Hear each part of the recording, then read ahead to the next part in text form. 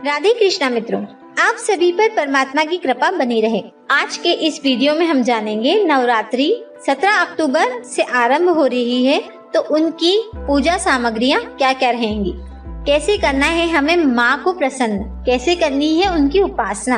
तो आइए जानते हैं और शुरू करते हैं ये वीडियो। शारदीय नवरात्रि शुरू होने में अब कुछ ही दिन शेष हैं। देवी माँ के आगमन की तैयारी जोरों पर चल रही है। नवरात्रि के 9 दिनों तक देवी माँ के अलग अलग स्वरूपों की उपासना की जाती है। 17 अक्टूबर को नवरात्रि का पहला दिन है। प्रतिपदा तिथि पर कलश स्थापना की जाएगी और फिर 9 दिनों तक देवी माँ का पूजा पाठ, आरती, मंत्रोच्चार और व्रत रखकर उन्हें प्रसन्न किया जाएगा। नवरात्रि पर देवी माँ को तरह तरह की पूजा सामग्री और भोग चढ़ाया जाता है। दुर्गा माँ की पूजन अर्चन में प्रयोग होने वाली प्रत्येक पूजा सामग्री का अपना एक महत्व होता है। तो आइए जानते हैं शारदीय नवरात्रि में माँ की पूजा में किन किन चीजों का इस्तेमाल किया जाता है। नवरात्रि के पहले दिन होती है कलश की स्थापना। हिंदू धर्म में पूजा पाठ और किसी धार्मिक अनुष्ठान में कलश स्थापना का विशेष महत्व होता है।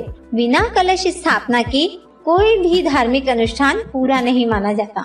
हर वर्ष चैत्र और अश्विन माह के नवरात्रि के पहले दिन यानी प्रतिपदा तिथि पर कलश की स्थापना की जाती है। शास्त्रों में कलश को सुख, समृद्धि, ऐश्वर्य और मंगल कामनाओं का प्रतीक माना गया है। इसलिए नवरात्रि पर माँ दुर्गा की पूजा करते समय माता की प्रतिमा के सामने कलश की स्थापना करनी चाहिए। अब जानते हैं नवरात्रि पर ज्वारे का क्या महत्व है। नवरात्रि पर ज्वारे उगाए जाते हैं। घट स्थापना के दिन ही माता की चौकी के सामने ज्वार को बोया जाता है। मान्यता है कि नवरात्रि पर जौ बोना बहुत ही शुभ होता है। कलश के सामने मिट्टी के पात्र में जौ को बोया जाता है। नवरात्रि में जौ इसलिए बोया जाता है क्योंकि सृष्टि की शुरुआत में जौ ही सबसे पहली फसल थी। साथ ही ऐसी मान्यता है कि जौ उगने या न उगने को भविष्य में होने वाली घटनाओं का पूर्वानुमान के तौर पर देखा जाता है। अगर जौ तेजी से बढ़ते हैं तो घर में सुख समृद्धि आती है। अगर ये बढ़ते नहीं और मुरझाए हुए रहते हैं तो भविष्य में किसी तरह के अनिष्ट का संकेत देते हैं। मुख्य दरवाजे पर तोरण का क्या महत्व है जानेंगे।